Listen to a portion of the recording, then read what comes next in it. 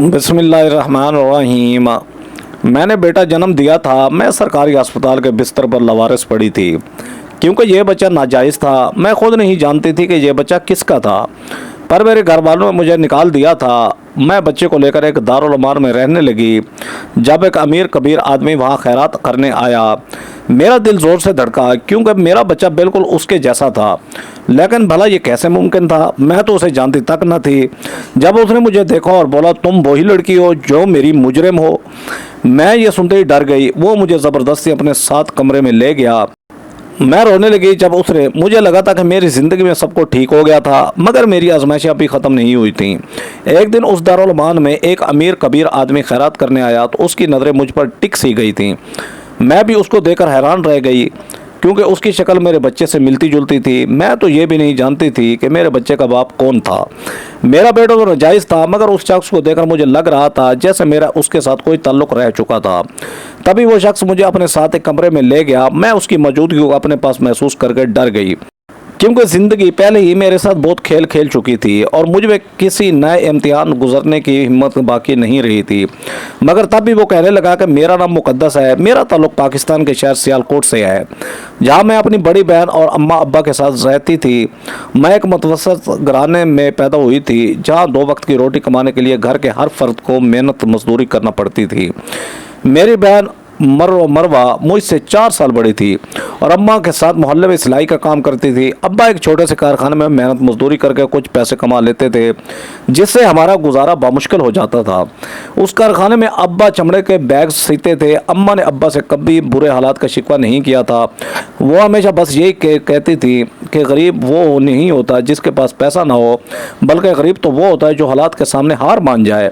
हमारी ज़िंदगी सादा मगर बाइज़्ज़त थी। मैं गवर्नमेंट स्कूल में पढ़ती थी और पढ़ाई में अच्छी भी थी।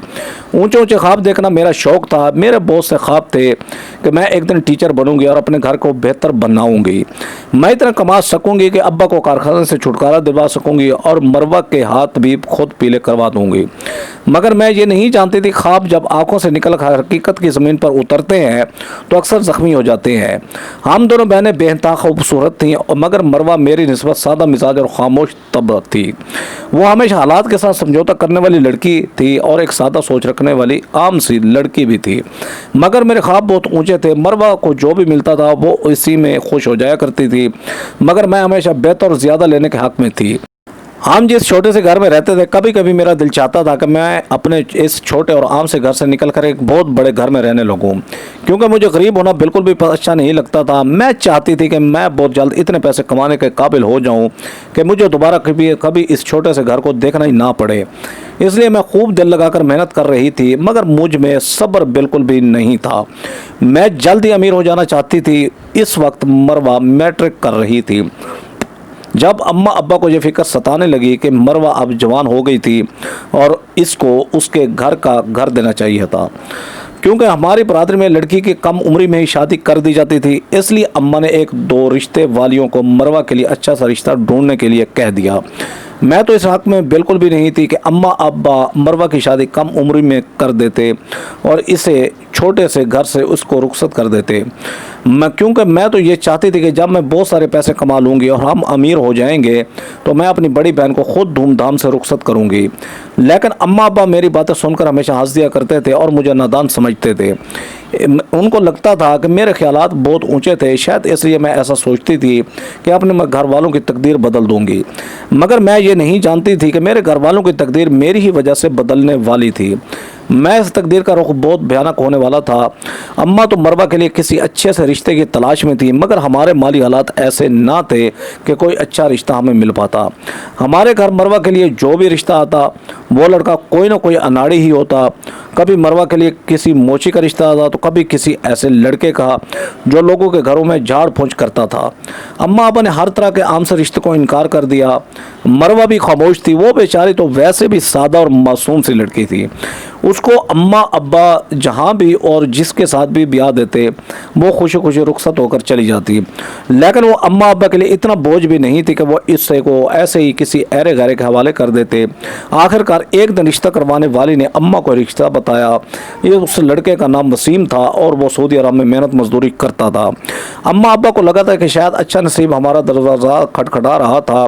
وسیم کی ماں نے صاف کہہ دیا کہ ان کو جہیز کی کوئی ضرورت نہ تھی، وہ تو یہ چاہتے تھے کہ بس لڑکی نیک ہو۔ ہمیں لگا تھا کہ ہم خوش نصیب تھے، اس لیے ہماری دہلیز پر وسیم کا رشتہ آیا تھا۔ اماں ابا کے دل میں اس رشتے کو لے کر تھوڑا سا ڈر ضرور تھا کہ آخر ہم غریبوں کے گھر میں اتنا اچھا رشتہ کیسے آ سکتا تھا، مگر میں تو وسیم کا رشتہ دیکھتے ہی بہت زیادہ خوش ہو گئی تھی اور یہ سوچنے لگی کہ جب مرمت شادی کر کے اپنے شہر کے ساتھ شوہر کے ساتھ ملک سے باہر چلی جائے گی تو میں بھی اس سے ملنے کے لیے باہر کے ملک جاتی رہوں گی، کیونکہ وہ میری اکلوتی بہن تھی اور میں باہر جا کر محنت مزدوری کر کے ڈھیر سارے پیسے کما سکوں گی۔ اس لیے میں چاہتی تھی کہ اماں ابا اس رشتے سے انکار نہ کریں۔ اماں ابا بھی اس رشتے کے لیے مانی گئے، کیونکہ وسیم شکل و صورت سے بہت خوبصورت تو تھا ہی، لیکن سیرت سے بھی وہ ایک سلجھا ہوا لڑکا تھا۔ اس کی فیملی بھی چھوٹی سی تھی۔ سب سے بڑی بات یہ تھی کہ وہ لوگ ہم سے کسی بھی جہیز کا مطالبہ نہیں کر رہے تھے۔ میں بہت خوش تھی اور نہ جانے کیا سوچنے لگی۔ مجھے لگا تھا کہ جب مربع کی شادی وسیم سے ہو جائے گی تو ہم بہت جلد امیر ہو جائیں گے اور ہمارے گھر کے حالات بھی بدل جائیں گے۔ کسی حد تک تو میں بالکل ٹھیک ہی تھی، ہمارے گھر کے حالات بدلنے تو والے ہی تھے، مگر میں یہ نہیں جانتی تھی کہ ان کا رخ کس سمت میں جانے والا تھا۔ شادی کی تاریخ طے ہو گئی تھی۔ میں بہت زیادہ خوش تھی۔ جب بھی وسیم کے گھر والے آتے تو میں بھاگ بھاگ کر ان کی خدمتیں کرتی۔ مجھے اس بات کی پرواہ نہیں تھی کہ مروہ میری اکلوتی بہن تھی اور شادی کے بعد مجھ سے بہت دور جانے والی تھی۔ مجھے غرض تھی تو صرف اس بات سے کہ مروہ کی شادی ایک ایسے لڑکے کے ساتھ ہو رہی تھی جو ہم سے بہت امیر تھا، اور آخر کار مروہ کی شادی سادگی سے ہو گئی اور وہ وسیم کے گھر رخصت ہو کر چلی گئی جو لاہور میں تھا۔ وسیم شادی کے لیے چھٹی لے کر پاکستان آیا ہوا تھا، مگر وسیم شادی کے ایک ہفتے بعد ہی واپس سعودی عرب چلا گیا اور اب 2 سال تک اس کی واپسی ممکن نہ تھی۔ جب وسیم سعودی عرب چلا گیا تو مروہ بھی واپس ہمارے پاس آ گئی، مگر مجھے مروہ کو دیکھ کر خوشی بالکل بھی نہیں ہوئی تھی، بلکہ میں تو اس کو گھر میں دیکھ کر ایک دم سے اداس ہو گئی تھی کہ واپس کیوں آ گئی تھی اور وسیم کے ساتھ سعودی عرب کیوں نہیں چلی گئی، کیونکہ جب تک وہ سعودی عرب نہیں جا سکتی تھی میں بھلا اس کے پاس کیسے جا سکتی تھی۔ مگر مروہ یہ کہنے لگی کہ وسیم کچھ کاغذات بنوا رہا تھا اور جب ان کاغذات کا کام مکمل ہو جائے گا تب مروہ بھی اس کے پاس ہی چلی جائے گی۔ میں ہر روز مروہ سے یہی پوچھتی کہ کیا اس کے کاغذات کا کام مکمل ہو گیا تھا یا نہیں، مگر جیسے جیسے وقت گزر رہا تھا مروہ خاموش رہنے لگی۔ وہ نہ تو کوئی شکایت کرتی نہ کوئی خواب دیکھتی، خاموش تو وہ پہلے ہی رہتی تھی، مگر اب اس کی خاموشی ایک عجیب طرح کی تھی، کیونکہ وہ مجھ سے بھی بات نہیں کرتی تھی، بس اماں کے ساتھ کسی نہ کسی کام میں لگی رہتی۔ وہ وسیم کو خط لکھتی، تصویریں بھیجتی جن کا جواب کبھی کبھار آتا تھا۔ مروہ کی شادی کو 6 ماہ ہو چکے تھے۔ وسیم کے جانے کے بعد مروہ کے چہرے پر عجیب سے سنجیدگی چھا گئی تھی۔ وہ پہلے کی طرح نہ ہنستی تھی نہ مجھ سے شوخیوں میں بات کرتی تھی۔ میں تو دن گن گن کر گزار رہی تھی کہ کب وسیم مروہ کو اپنے پاس بلائے اور مجھے بھی ملک سے باہر جا کر سعودی عرب دیکھنے کا موقع مل سکے تاکہ میں بھی اپنی قسمت بدل سکوں، کیونکہ مروہ کی قسمت تو بدل ہی چکی تھی اور آخر کار میرا انتظار ختم ہو ہی گیا جب ایک دن مجھے یہ خبر ملی کہ وسیم نے کاغذات کا کام مکمل کروا لیا تھا اور مروہ اب بہت جلد سعودی عرب جانے والی تھی۔ میں تو یہ خبر سن کر بے تحاشا خوش تھی، مگر میں نے محسوس کیا کہ مروہ یہ خبر سن کر مزید اداس ہو گئی تھی۔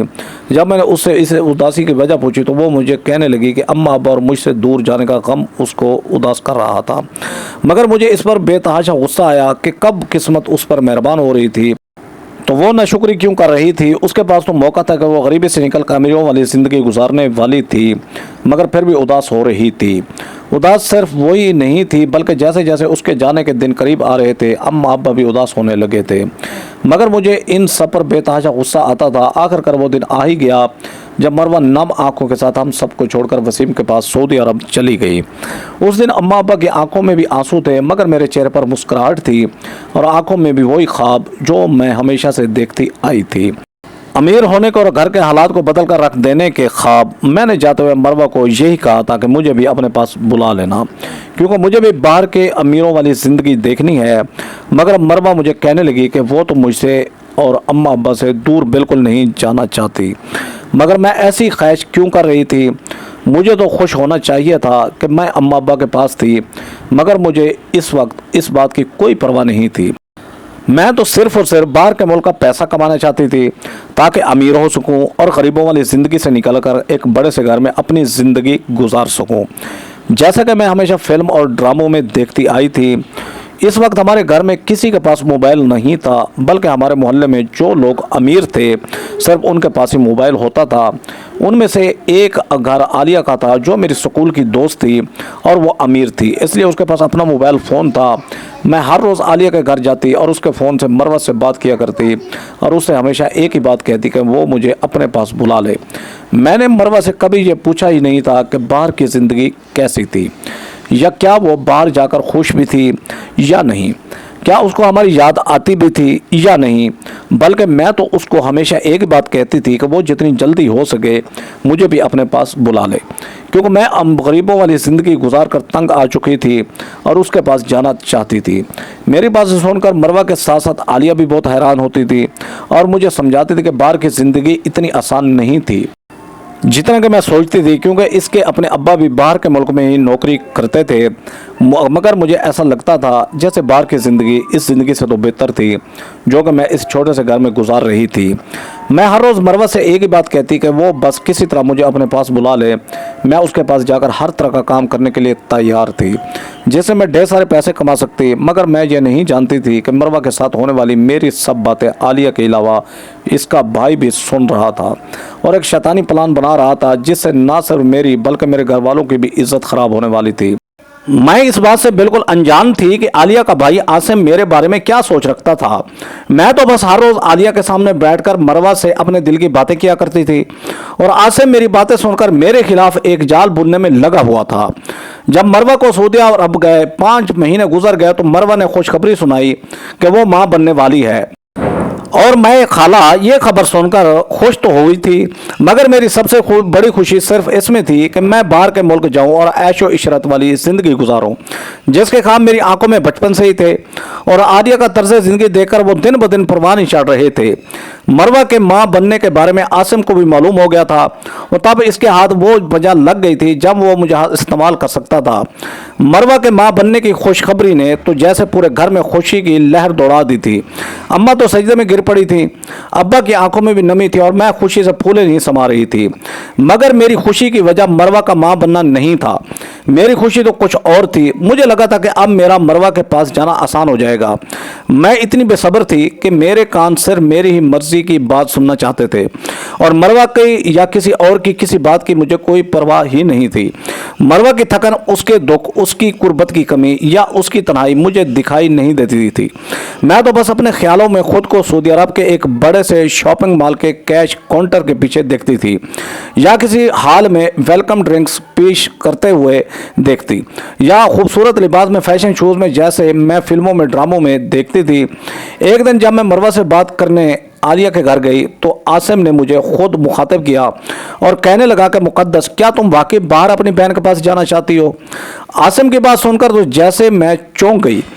پہلی بار وہ براہ راست مجھ سے بات کر رہا تھا، مگر میں نے فوراً اسبات میں سر ہلا دیا۔ وہ مجھے کہنے لگا کہ مجھے سعودی عرب جانے کے لیے اس کے ایک دوست سے ملنا ہوگا، کیونکہ بقول اس کا دوست امارات میں ایک کمپنی چلاتا تھا اور وہ وہاں خوبصورت جوان لڑکیوں کو ریسپشن، سیلز یا ایونٹ مینجمنٹ کی نوکری دیتا تھا، مگر اس نے ایک شرط بھی رکھی تھی کہ مجھے اس کے دوست کو جا کر خود انٹرویو دینا تھا۔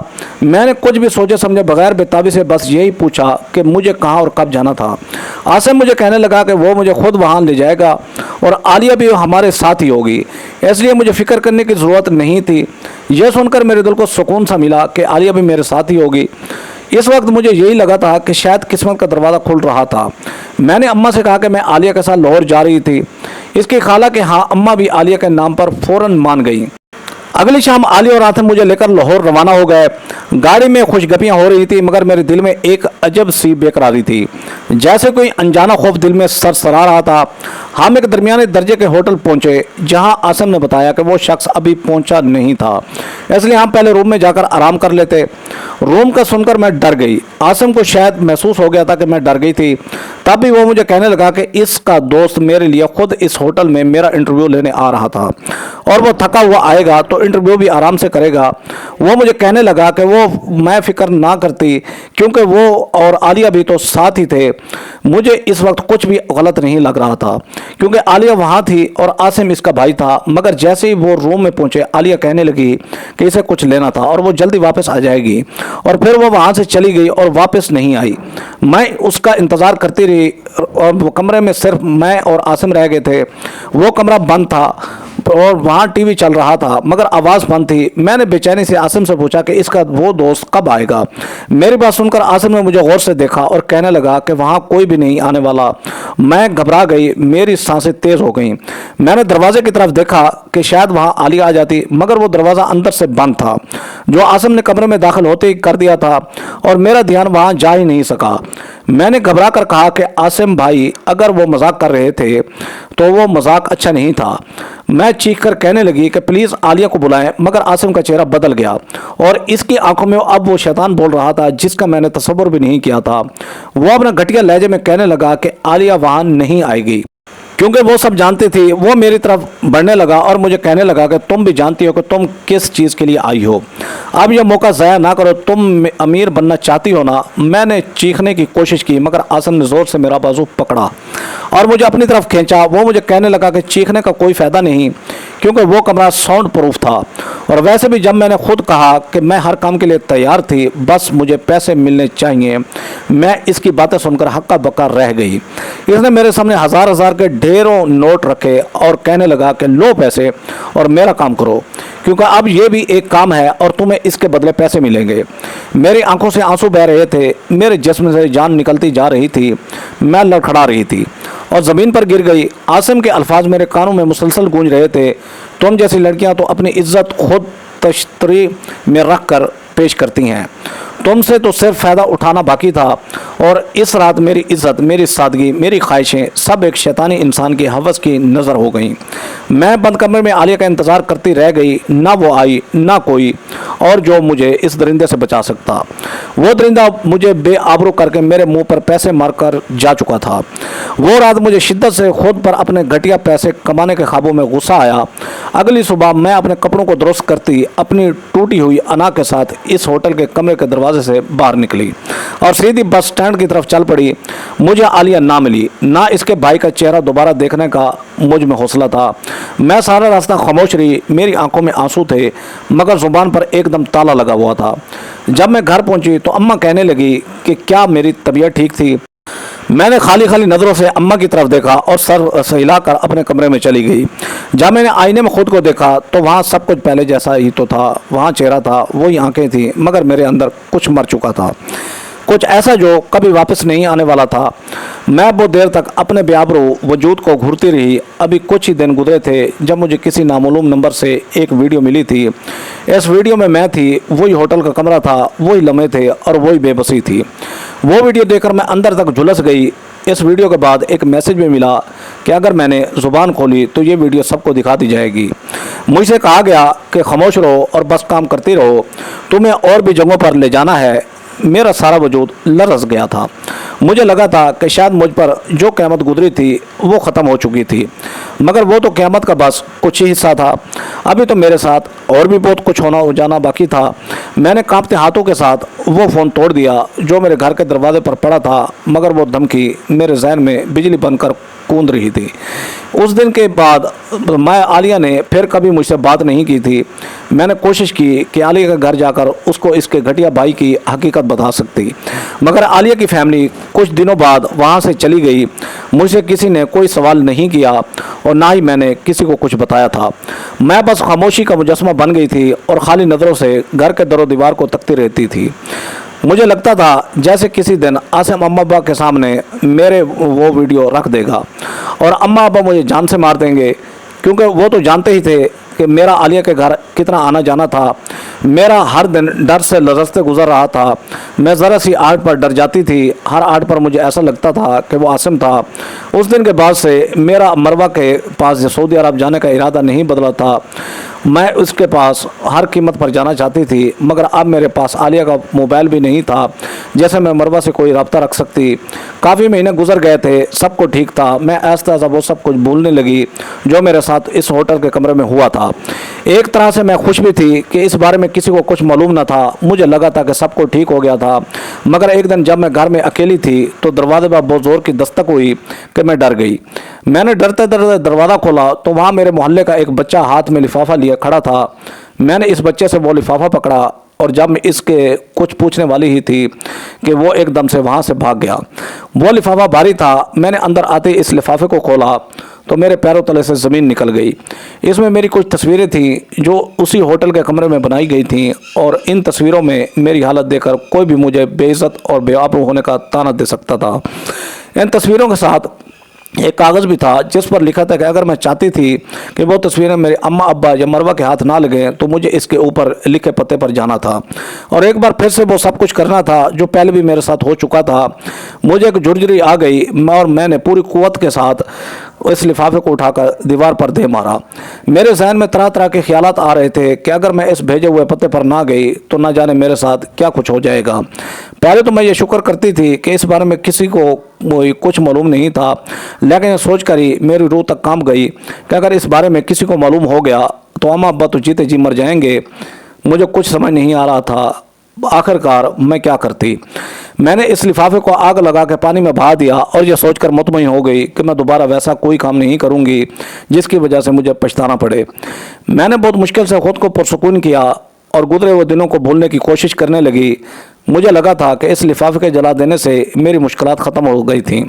جب کافی دن گزر گئے تو ایک دن ایک اور رنگ کا لفافہ میرے گھر کی دہلیز پر پڑا ہوا تھا۔ جب میں نے وہ لفافہ کھولا تو میں خوشی سے اچھل پڑی کیونکہ وہ لفافہ مروہ نے بھیجا تھا۔ اس لفافے میں نیلے رنگ کا کاغذ تھا اور اس میں لکھا تھا کہ اب اس کی ڈلیوری کے آخری دن تھے اور اس کو میری ضرورت تھی کیونکہ وہ گھر کے سب کام اکیلی نہیں کر سکتی تھی اور وسیم ڈیوٹی پر ہوتا تھا۔ اس کو آرام کی ضرورت تھی اور کسی اپنے کی ضرورت تھی جو اس کا خیال رکھ سکتا، اس لیے وہ مجھے اپنے پاس بلانا چاہتی تھی۔ میں تو خوشی سے جھومنے لگی۔ اس وقت میرے ذہن سے عاصم، عالیہ، اس ہوٹل میں گزرنے والے وہ بھیانک رات اور عاصم کی طرف سے ملنے والا وہ لفافہ سب کچھ ہی تو نکل چکا تھا۔ اس وقت اگر میرے ذہن میں کچھ چل رہا تھا تو صرف یہ کہ میں بہت جلد مروہ کے پاس جانے والی تھی اور میرے خواب بہت جلد پورے ہونے والے تھے۔ میں ایک بار پھر سے وہ سب خواب دیکھنے لگی تھی جو عاصم کے میری زندگی میں آ جانے کے بعد سے تھم سے گئے تھے۔ جب میں نے اماں ابا کو اس بارے میں بتایا تو اماں بھی بے تحاشا خوش ہو گئیں اور میرے مروہ کے پاس جانے پر ان کو بھی کوئی اعتراض نہیں تھا، بلکہ اماں ابا تو مجھے خوشی خوشی مروہ کے پاس بھیجنے کے لیے تیار ہو گئے تھے۔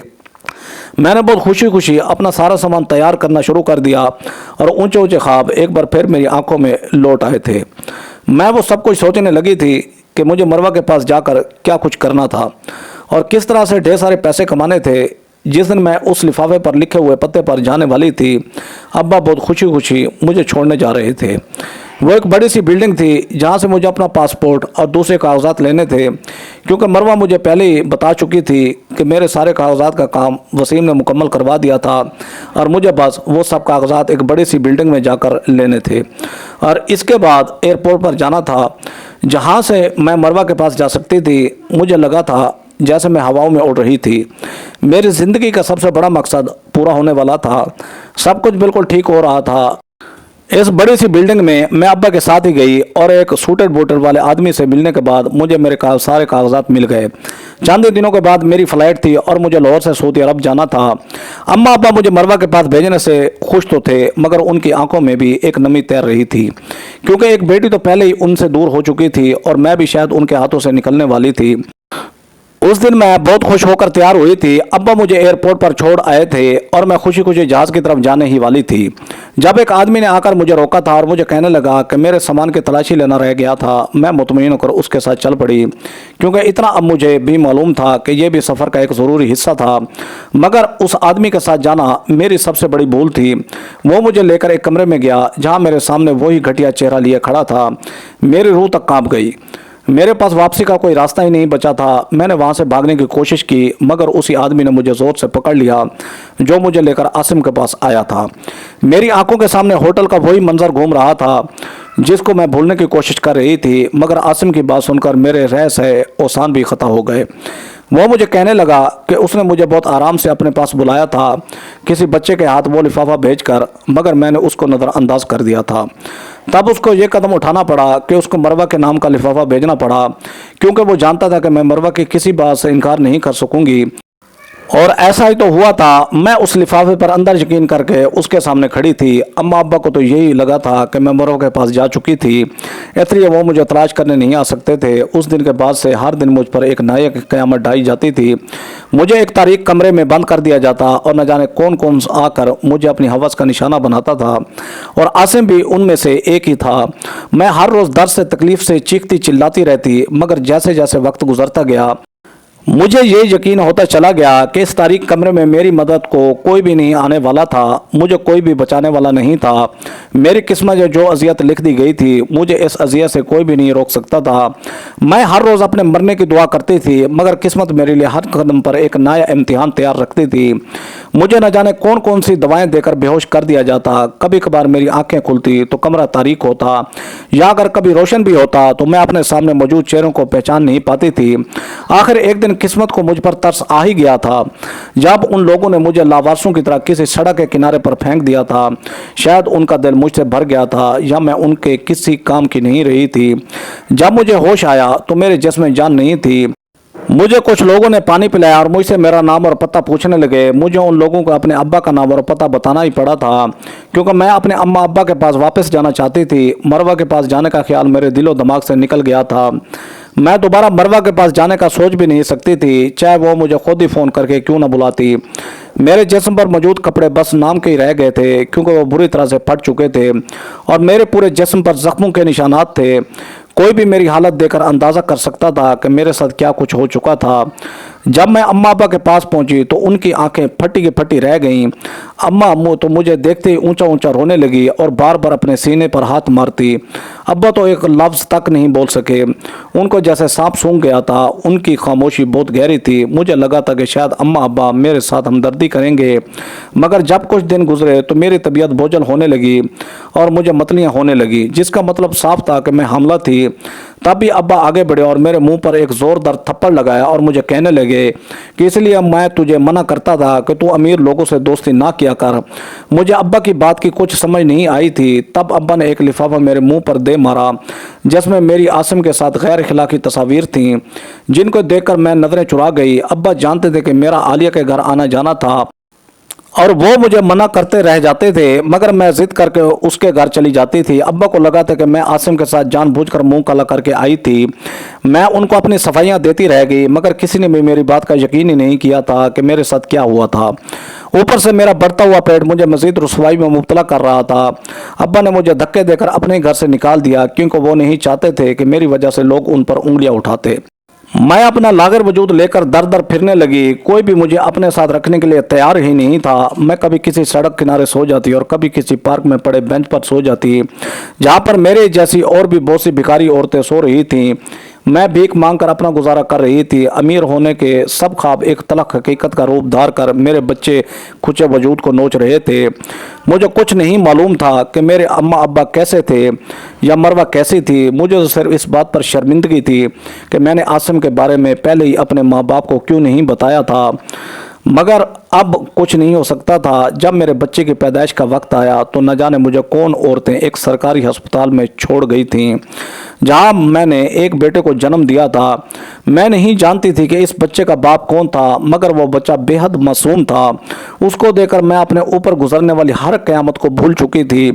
मुझे लगा था कि मुझे जीने का मकसद एक नई वजह मिल गई थी। मैं हर रोज़ इस बच्चे को अपने सीने से लगाकर खुद में जीने की एक नई हिम्मत पैदा करती थी। पहले तो मैं अकेली थी, इसलिए कभी किसी सड़क किनारे सो जाया करती थी, मगर अब मेरे साथ एक बच्चे की ज़िंदगी भी जुड़ी थी, जिसको मैं अपनी तरह सड़क पर नहीं छोड़ सकती थी। तब भी मैंने एक दारुल अमान में पनाह ली थी।